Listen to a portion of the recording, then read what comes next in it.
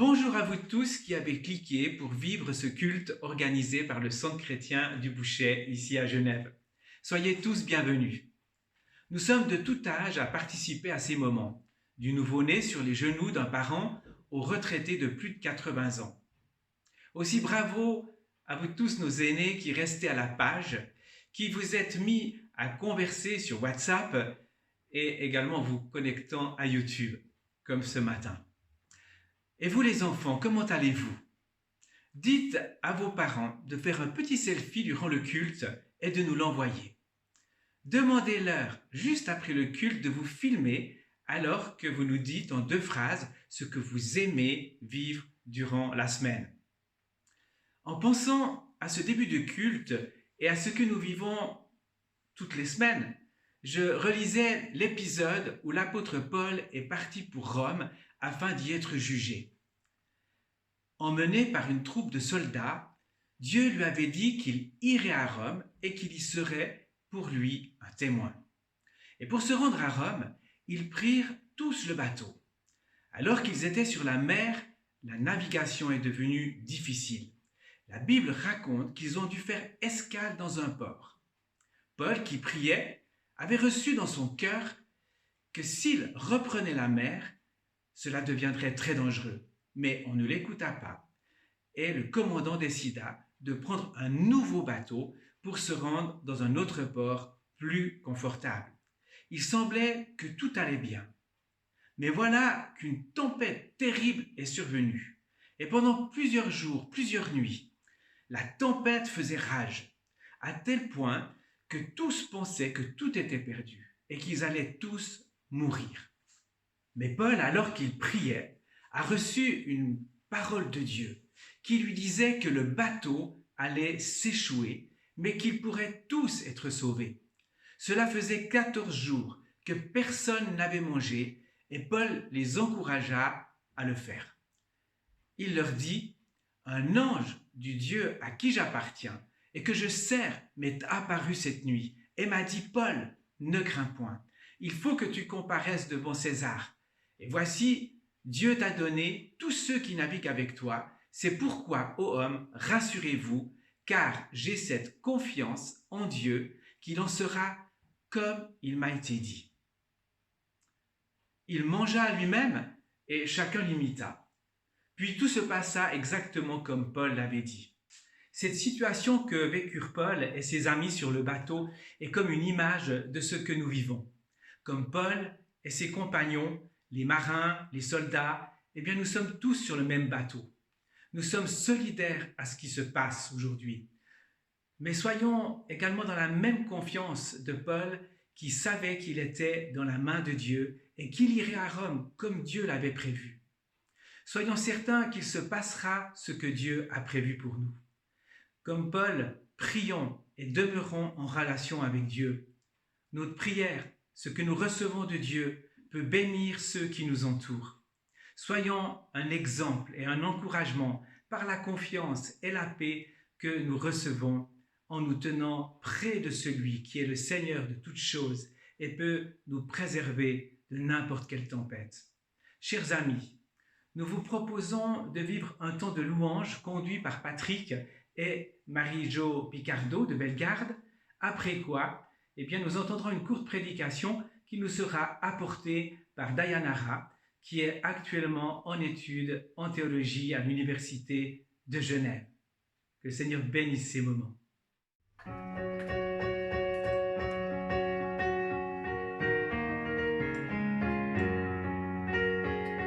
Qui suis-je pour que le roi des cieux m'ouvre ses bras? Perdu mais trouvé par sa grâce, son amour pour moi, son amour pour moi. Il m'a libéré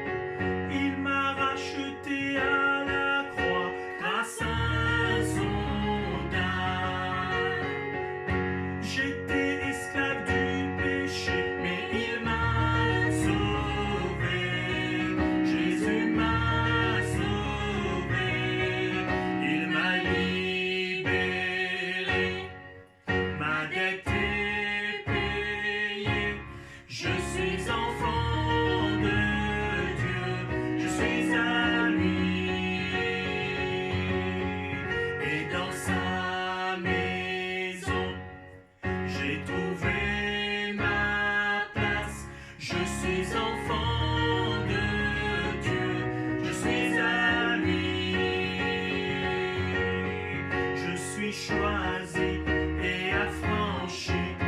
En toi je sais qui je suis. Tu es pour moi, pas contre moi. En toi je sais qui je suis.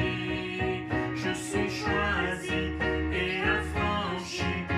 En toi je sais qui je suis. Tu es pour moi, pas contre moi. En toi je sais qui je suis. En toi je sais qui je suis. Il m'a libéré. Ma dette est payée. Je suis enfant de Dieu. Je suis à lui. Et dans sa maison, j'ai trouvé ma place. Je suis enfant de Dieu. Je suis à lui. Je suis choisi et affranchi. En toi je sais qui je suis. Tu es pour moi, pas contre moi. En toi je sais qui je suis. Je suis choisi et affranchi. En toi je sais qui je suis. Tu es pour moi, pas contre moi. En toi je sais qui je suis. En toi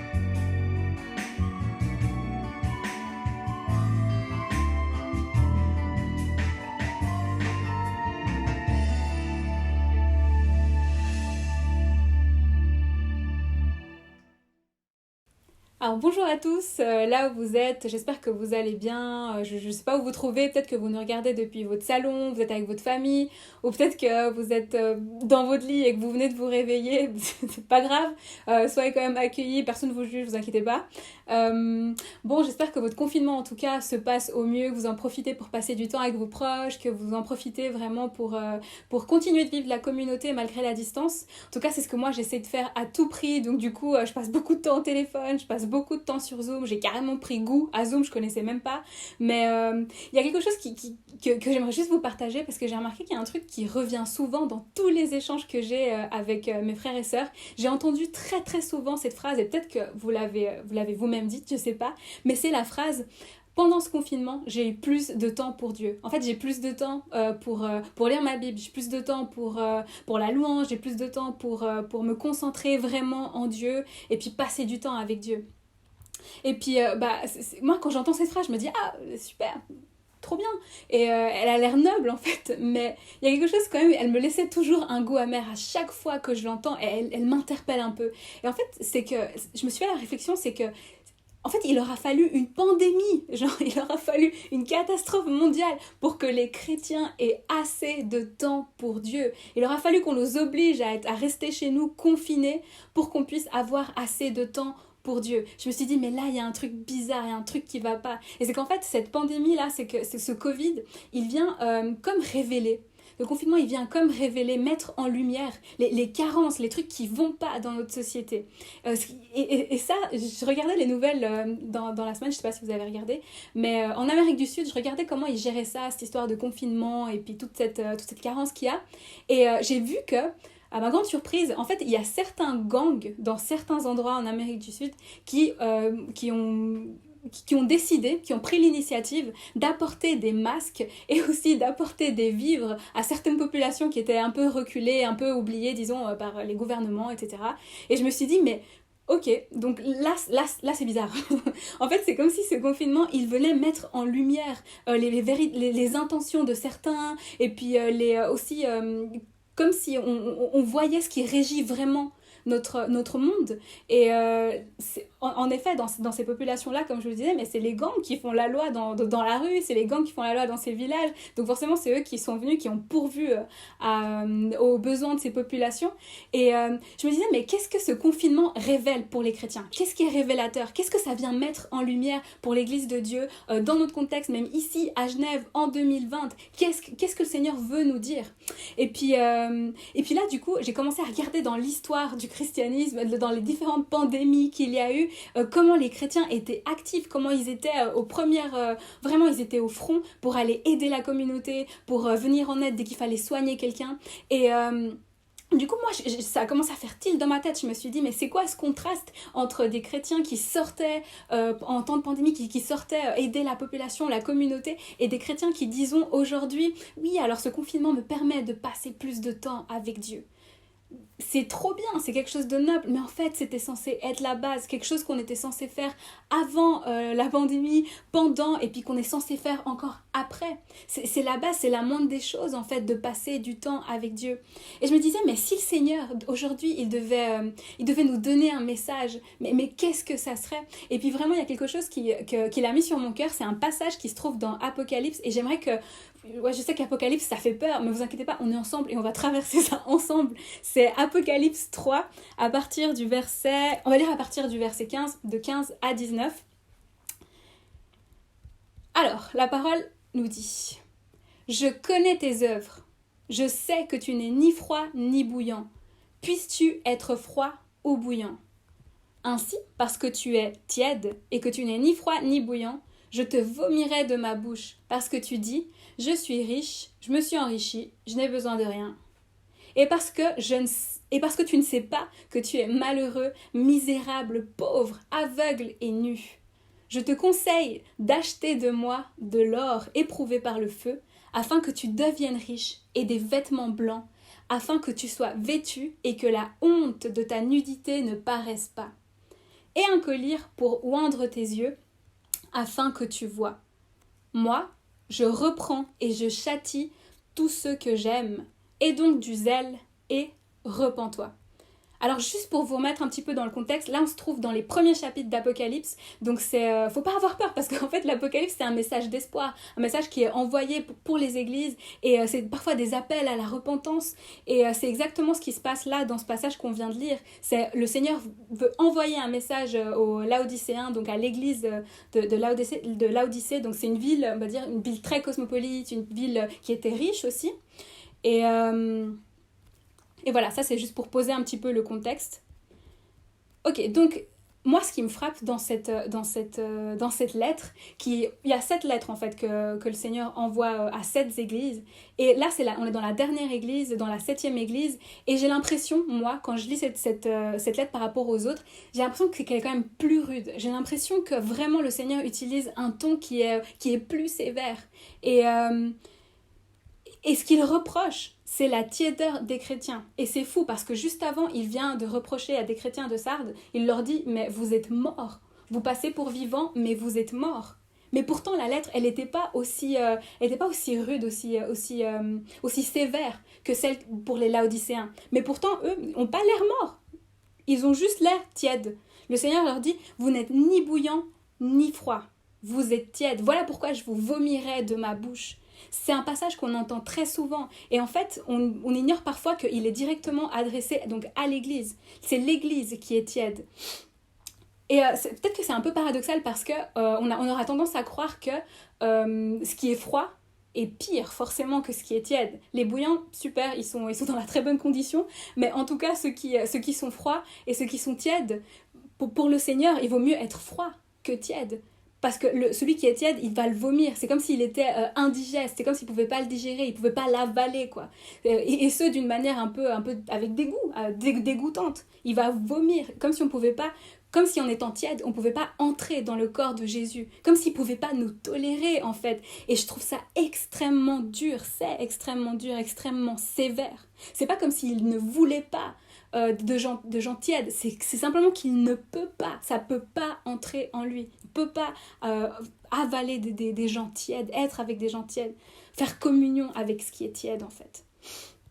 Et ça, c'est un petit peu le grand défi pour les chrétiens, parce qu'on a déjà eu une rencontre avec Dieu, parce qu'on sait que le Seigneur nous a touchés, on lui a donné notre cœur, il a changé notre vie, on vit plus comme avant, mais pourtant, on peut quand même être tiède. Vous savez, c'est comme quand vous mettez de l'eau sur le feu, vous mettez votre casserole avec de l'eau sur le feu, elle va commencer à bouillir, et puis au bout d'un moment, si vous l'enlevez du feu, elle va commencer à refroidir petit à petit, elle va devenir tiède, elle va devenir à température ambiante, et puis ensuite, elle va se refroidir.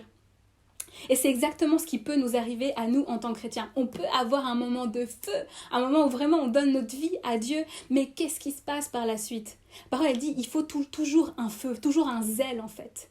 Et c'est le grand défi, c'est ce qui menace en fait les chrétiens. Et puis là, ce qui moi m'impressionne vraiment dans ce passage, c'est le début du verset 15. Le Seigneur dit « Je connais tes œuvres et je sais que tu n'es ni froid ni bouillant. » Et je trouvais ça super bizarre parce que normalement, ce qui devrait suivre dans les autres lettres, on voit que le Seigneur dit « Je connais tes œuvres, j'ai vu ton amour, ta foi, ta persévérance. » Là, le Seigneur dit rien. Il dit « Je connais tes œuvres et je sais que tu n'es ni froid ni bouillant. » Il associe directement les œuvres avec ce que l'Église est en fait, avec son identité, avec son état spirituel en fait. Et donc là, je me dis mais quand même, alors ça veut dire que les œuvres, elles ont une véritable signification. Je connais tes œuvres. Il y a quand même une question d'œuvre. Non, c'est pas tout la grâce. Il y a quand même des œuvres qui doivent être faites, en fait, qui sont révélatrices d'un état spirituel. Et ça, c'est super bizarre parce que... Enfin, non, je trouve ça drôle parce que, en fait, Jésus a l'air d'avoir vraiment un vrai problème avec ces gens-là. Des gens qui sont un petit peu là et un petit peu pas là. Des gens qui sont un pied à l'intérieur, un pied dehors. Des gens qui insufflent le chaud, le froid. Comme les pharisiens d'ailleurs, parce que dans Marc, on voit tout un passage tellement long où il leur dit « Mais hypocrite !» Et il le répète « Hypocrite, hypocrite, hypocrite !» Vous n'entrez pas vous-même et vous ne laissez pas entrer les autres. Et... c'est ça la difficulté en fait. Quand on est froid, on sait qu'on est froid. On est conscient et on sait qu'on a besoin de Dieu en fait. Et quand on est bouillant, bah voilà, là on peut être pleinement on peut être pleinement utile à Dieu. Mais quand on est entre les deux, on fait presque entrave en fait. On n'est ni à l'intérieur ni dehors. On va être vomi en fait. On fait entrave à la mission de Christ. Voilà, ça c'est le premier reproche que le Seigneur fait donc à cette église des Laodicéens. Et le deuxième que je trouve fou, c'est celui au verset 17 où il dit « Tu dis, je suis riche, je n'ai besoin de rien, voilà, je me suis enrichi. » Et un petit peu plus loin, on peut lire « Mais tu es misérable, pitoyable, pauvre, aveugle et nu. » Donc il y a ce contraste, et je crois qu'il faut qu'on s'arrête sur ces deux verbes. Il y a ce contraste entre ce que l'Église dit qu'elle est, et puis ce qu'elle est vraiment. Et en fait, moi, je trouve qu'on est professionnel parfois au bout d'un moment. Vous savez, quand on est dans le christianisme, moi, ça fait un moment que je suis là, et j'ai l'impression qu'on développe des compétences. On développe des compétences pour parler au bout d'un moment. On a de très beaux discours. On dit plein de choses, comme par exemple, le Seigneur connaît mon cœur, etc. Et on a vu tout à l'heure que c'est pas une question juste de cœur, mais aussi une question d'œuvre. Mais enfin bref, et le Seigneur met ça en contraste. Il dit, oui, toi, tu dis ça de toi, mais tu es ceci, ceci, cela. Et ce que le Seigneur dit qu'on est, bah, parfois, ça peut être une condition vraiment pire que ce qu'on croyait être, en fait. On croyait être bien acceptable, mais en fait, on est pitoyable, misérable, aveugle et nu. On est pauvre. Et c'est exactement ça que le Seigneur dit à cette église. Mais en fait, les gars, vous faites une erreur sur votre identité. Vous croyez que vous êtes une certaine personne, mais vous n'êtes pas. Vous ne savez pas qui vous êtes. Et en fait, c'est ça qui est fou avec Dieu, c'est que quand on s'approche de Jésus, quand on s'approche de lui, c'est comme s'il nous révélait notre identité, il nous révèle en fait notre état spirituel. Parce qu'en fait, lui, c'est la lumière. Et puis tu sais, quand tu viens mettre de la lumière sur quelque chose, ça veut dire que justement, il y a des choses qui vont commencer à ressortir, ce qui va pas, les défauts, tout ça va, les carences, comme on disait tout à l'heure, tout ça va être mis en lumière par la lumière de Jésus. Et là, ce qui est mis en lumière dans cette église des Laodicéens, c'est justement cette carence qu'ils ont, donc parce qu'ils sont pauvres, ils n'ont pas, il y a une honte en fait qui est aussi sur eux, et aussi il y a une ignorance de leur identité en fait, une honte à cause de leur nudité et une ignorance de leur identité. Et en fait, là, ce qui moi me frappe aussi, cette ignorance et cet aveuglement en fait sur l'identité. Et vous savez que l'aveuglement, j'ai remarqué qu'il revient souvent dans la Bible, dans le langage biblique, il revient souvent souvent lié à un problème d'idolâtrie. Et en fait, ça remonte à la création. Je me suis dit que en fait, quand le Seigneur a créé l'être humain, il lui a dit, on va faire l'être humain à notre image, à notre ressemblance, voilà. Comme si l'être humain, en fait, était fait à l'image de son créateur, à l'image, en fait, de ce qu'il adore, de ce en quoi il est, de ce avec qui il est en communion, en fait. Et ça, c'est quelque chose qu'on continue de voir dans l'histoire. Une fois que l'homme a péché, ce n'est plus Dieu, son Dieu, mais le péché, il est devenu lui-même, il est devenu lui-même son propre Dieu, disons. Et à partir de ce moment-là, l'homme a cessé d'avoir cette image qu'il avait si proche de celle de Dieu. Et ça continue.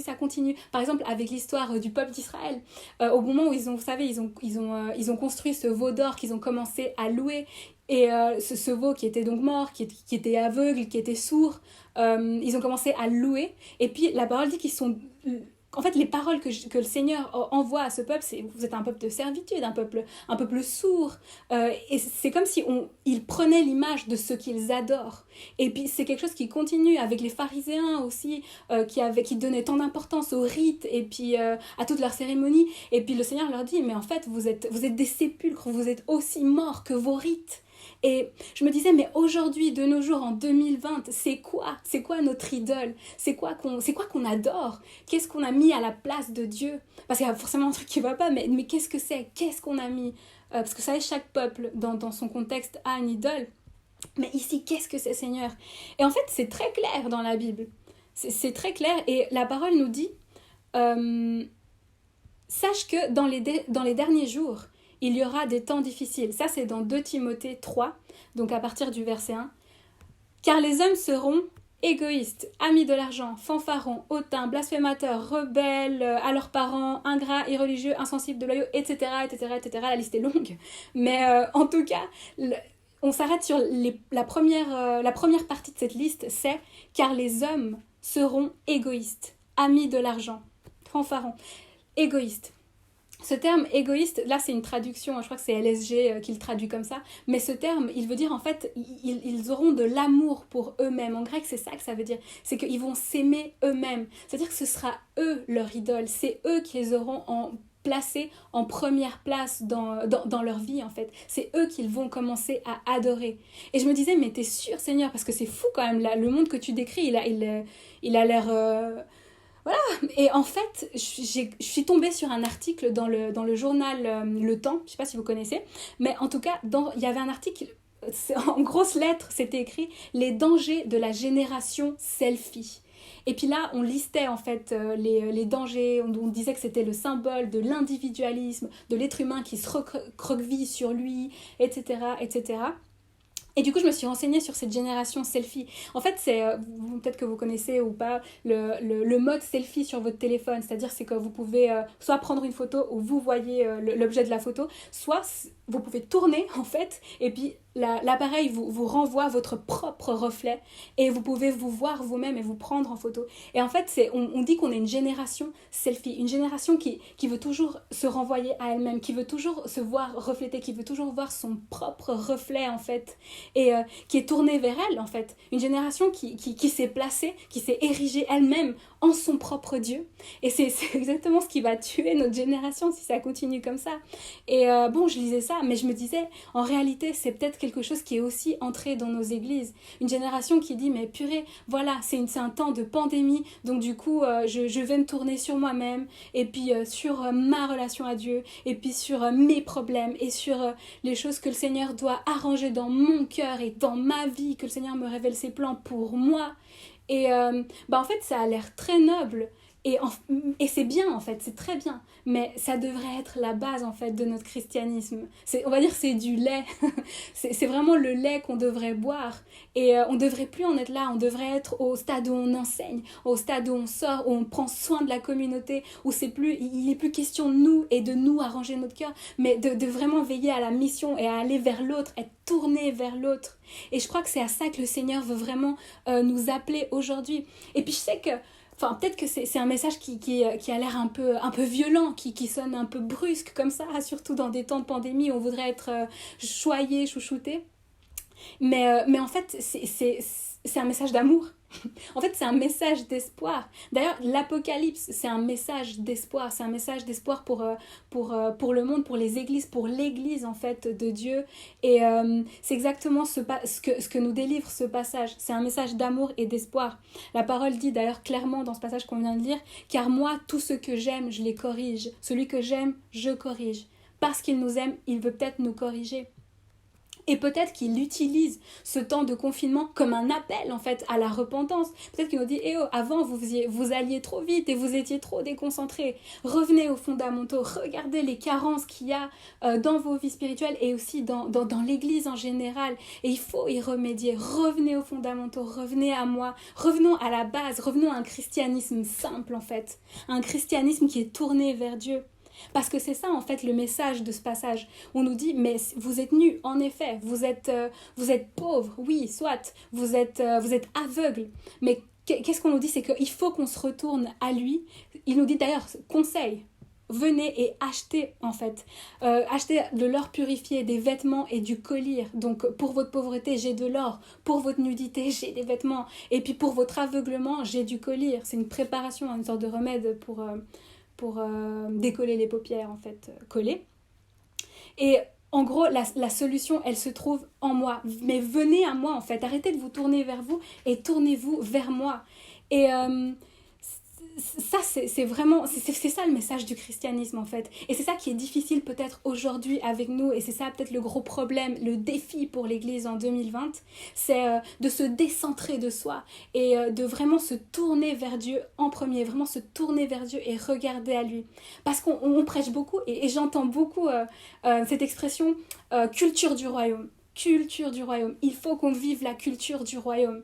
Mais ça veut dire quoi, la culture du royaume, en fait? Parce que quand moi, je regarde dans Apocalypse et qu'on me dit que dans le ciel, l'ambiance qu'il y a au ciel, ça ressemble à un trône où le Seigneur est assis là-dessus, et puis il y a des anciens, et puis en gros, tous les êtres qui sont dans le ciel sont tournés vers Dieu, et puis ils chantent les louanges de Dieu toute la journée, et puis ils disent tu es saint, saint, saint, tu es 3 fois saint, et en fait c'est ça leur vie, ils passent leur vie à louer toute la journée. C'est ça la culture du royaume, c'est ça qu'on devrait vivre une vie tournée vers le trône de Dieu, vivre une vie où on se décentre de soi et où on a le regard sur Dieu en fait tout le temps, une vie où on vient plus à Dieu en lui demandant Seigneur c'est quoi tes plans pour moi, c'est quoi tes plans pour moi, c'est quoi où est-ce que je devrais aller dans ma vie, voilà mes rêves, bénis-les dans le nom de Jésus, montre-moi ta volonté pour moi.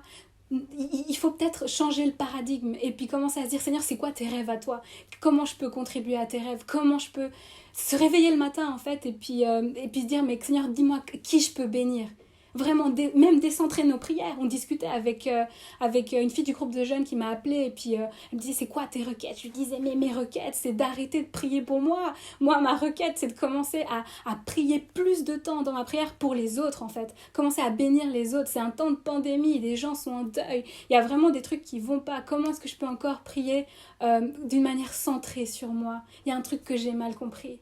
Il faut que je change ce paradigme, il faut que je regarde vers le trône de Dieu, que je me tourne vers lui. Et c'est ça le message du christianisme, c'est rejette-toi toi-même en fait.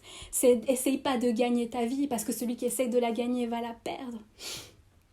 Et je crois que ce temps de confinement, comme je vous disais, c'est un message d'amour aussi pour Dieu, pour nous, de la part de Dieu, mais c'est un appel à la repentance en fait. Et c'est comme ça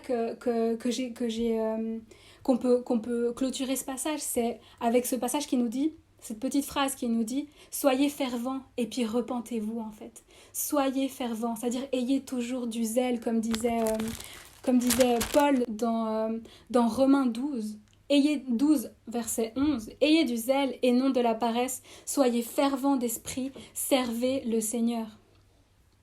C'est ça l'appel que le Seigneur voudrait peut-être nous adresser pendant ce temps de confinement. Donc du coup, c'est un message d'espoir, un message d'amour que le Seigneur nous adresse avec ce passage de l'Apocalypse, avec cette lettre adressée à l'église des Laodicéens. Et ça finit avec ce verset 20 qui dit « Voici, je me tiens à la porte et je frappe. Si quelqu'un entend ma voix et ouvre la porte, j'entrerai chez lui et je souperai avec lui et lui avec moi. » Il faut remettre ce verset dans son contexte, parce que moi, j'ai toujours cru qu'il s'adressait aux gens du dehors. Mais dans son contexte, on voit que c'est au sein d'une lettre pour une église, adressée à une église. Mais pourtant, Jésus dit qu'il est à la porte et qu'il frappe. C'est-à-dire qu'il n'est pas à l'intérieur. Donc, répondons à l'appel de Jésus aujourd'hui, à ce message d'espoir, ce message d'amour. Et puis, tournons-nous vers lui, repentons-nous, soyons fervents. Voilà, merci beaucoup, soyez bénis.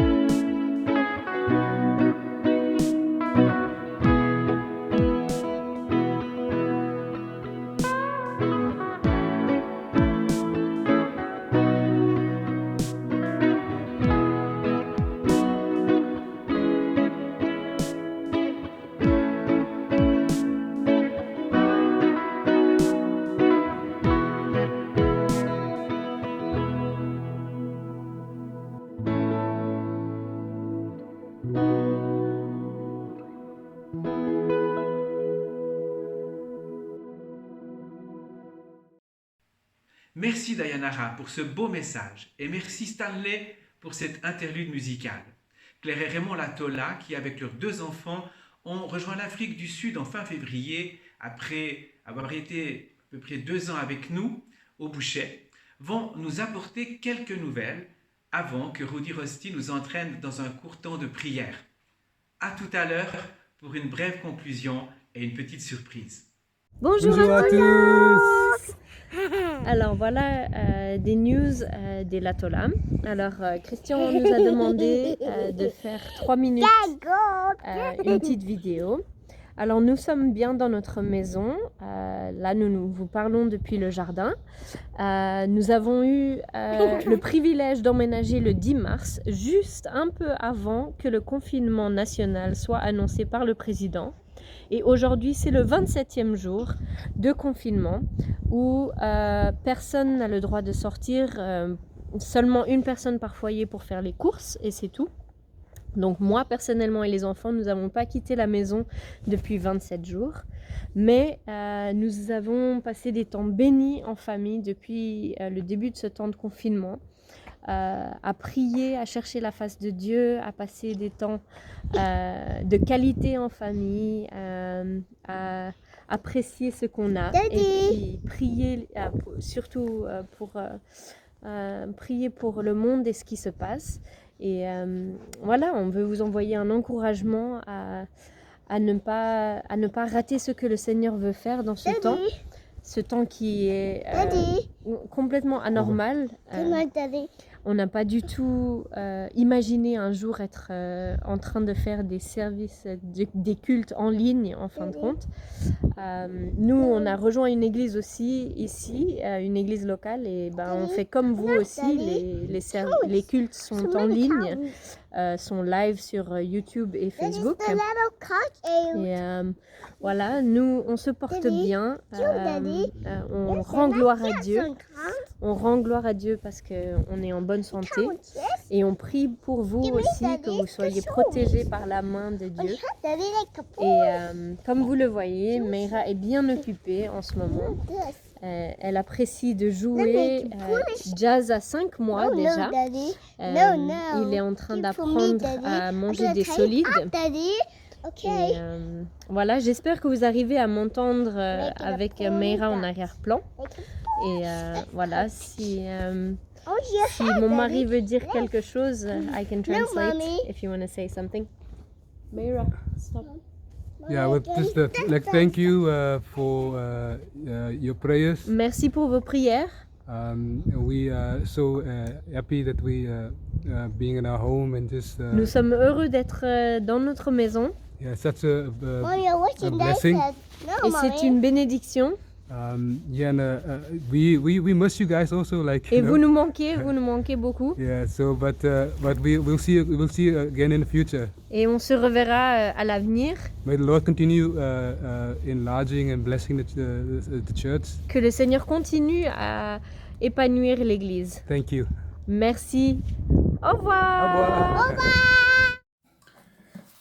Eh bien, bonjour à tous. Nous allons prier ensemble et pour commencer, j'aimerais lire dans la Bible ou rappeler plutôt ce passage à la fin de l'évangile de Matthieu où il est écrit, où Jésus dit « Tout pouvoir m'a été donné dans le ciel et sur la terre ». Et sur cette base-là, on voit aussi que plus loin, Jésus nous dit « Tout ce que vous demanderez en mon nom, je vous l'accorderai ». Eh bien, nous allons maintenant nous adresser à notre Seigneur et Sauveur pour qu'il puisse intervenir dans nos vies, intervenir aussi dans notre entourage et jusqu'à garder notre pays. Eh bien, prions. Eh bien, Seigneur Jésus, merci pour ta parole sur laquelle nous pouvons nous appuyer. Et c'est comme un rocher ferme et solide, Seigneur, sur lequel nous nous appuyons, sur ta parole vivante et efficace. C'est pour cela que nous venons à toi maintenant et nous te demandons de nous garder, Seigneur, tous en tant qu'Église. Seigneur, tu bénis chacun de mes frères et sœurs du Bouchet maintenant et tout auditeur qui serait qui se seraient branchés par Internet aussi et qui visionnent cette vidéo. Merci Seigneur de bénir chacun pour que oui, ma prière c'est pour que tu nous gardes Seigneur dans ces temps particuliers face à cette maladie, ce Covid-19 Seigneur, qui fait peur à beaucoup de gens Seigneur, et nous te prions de nous protéger Seigneur. C'est ma prière pour tous mes frères et sœurs en Christ. Merci Seigneur pour mon pays aussi Seigneur, tu donnes à chacune des autorités Seigneur, dans nos cantonales et même au niveau fédéral Seigneur, la sagesse pour conduire et prendre les bonnes décisions Seigneur. Bénis nos 7 conseillers fédéraux, qu'ils puissent vraiment avec intelligence et sagesse conduire notre pays. Et Seigneur, je te demande la même chose aussi pour nos voisins français, que tout se passe bien chez eux, qu'ils puissent aussi sortir gentiment de ce déconfinement, Seigneur, qui est difficile pour beaucoup de gens, Seigneur. Merci, Seigneur, de nous bénir, de nous garder en ces temps difficiles. Que ta bonne main, Seigneur, soit sur chacun de nous. Merci de nous encourager, de nous fortifier. Merci de nous visiter lors de nos cultes personnels. Merci pour ta parole qui est là, qui est bien vivante et qui réconforte notre cœur. Je te remets encore en particulier notre pasteur Christian Bussy, que ta bonne main, Seigneur, soit sur lui, sur Raphaël aussi, qui va au-devant d'un événement heureux, la naissance d'un enfant, Seigneur. Tu le bénis avec Christina et ses enfants. Merci de bénir chacun des responsables de notre Église, Seigneur, tous ceux qui prêchent et qui président et qui témoignent, Seigneur, et toute l'équipe de louanges aussi. Merci pour ta bonne main sur chacun d'eux. Sois loué, sois béni, Seigneur notre Dieu. Tu es bon, tu es merveilleux. Et comme tu l'as dit aussi dans la fin de l'évangile de Matthieu, tu as dit, Seigneur Jésus, que tu seras tous les jours avec nous jusqu'à la fin du monde, Seigneur. Merci pour cette promesse merveilleuse. Et il y en a tellement d'autres, Seigneur, que nous pouvons découvrir dans ta parole qui nous fait tellement du bien. C'est vraiment une nourriture. Oui, tu as dit aussi, l'homme ne vivra pas de pain seulement, mais de toute parole qui sort de ta bouche, de la bouche de Dieu. Ta parole, nous l'avons, je l'ai là entre tes mains, dans la Bible. Merci, Seigneur, pour tous tes encouragements. Encore ce matin, je lisais, lorsque tu as délivré tout le peuple d'Israël de Pharaon, que tu étais à la fin de toute cette période de délivrance, alors qu'ils allaient arriver à Mara, près des eaux amères, d'ailleurs que tu as rendu douce, parce que tu es le Dieu puissant, et tu te nommes l'Éternel qui guérit, mais tu es aussi l'Éternel qui délivre, l'Éternel qui sauve. Merci Seigneur, notre Dieu, à toi la louange, à toi la gloire. Amen. Que le Seigneur vous bénisse tous, et bon dimanche à chacun. Merci Rudy. Nous croyons que la prière est vraiment efficace et a une portée qui va bien au-delà de tout ce que nous pouvons penser et espérer. Ceci est vrai parce que celui qui nous exauce est le créateur de toutes choses et que son amour est une réalité. Nous nous réjouissons de vous retrouver lors de notre prochain culte sur YouTube. Si vous désirez recevoir le lien pour vous connecter chaque semaine, alors faites-le nous savoir. Les enfants, n'oubliez pas de rappeler à vos parents d'envoyer les selfies et de filmer les 2 phrases que vous allez exprimer pour nous dire ce que vous préférez faire pendant la semaine. Abonnez-vous à notre compte YouTube. Il suffit de cliquer sur la petite icône en dessous « Abonner » juste au-dessous de l'image. Ne vous privez pas de consulter régulièrement le site de l'Église sur lequel vous devriez trouver les renseignements que vous cherchez. Pour ceux qui ont à cœur de contribuer aux besoins de l'Église, nous vous rappelons les coordonnées du compte du Centre chrétien du Bouchet. Nous vous remercions d'avoir été avec nous durant cette heure de culte et vous souhaitons une belle suite de journée. Et nous nous réjouissons, c'est certain, de vous retrouver lors de notre prochain culte le dimanche 3 mai. Et maintenant, Pour ceux qui veulent en profiter, voici un petit bonus préparé par Jacqueline. À bientôt. Salut tout le monde! Donc en fait là il y a un petit quiz de 7 questions qui va suivre. C'est des questions qui se portent sur la Bible, c'est des questions générales pour tester vos connaissances. Donc il faudra juste répondre par vrai ou par faux. Profitez bien et bon dimanche!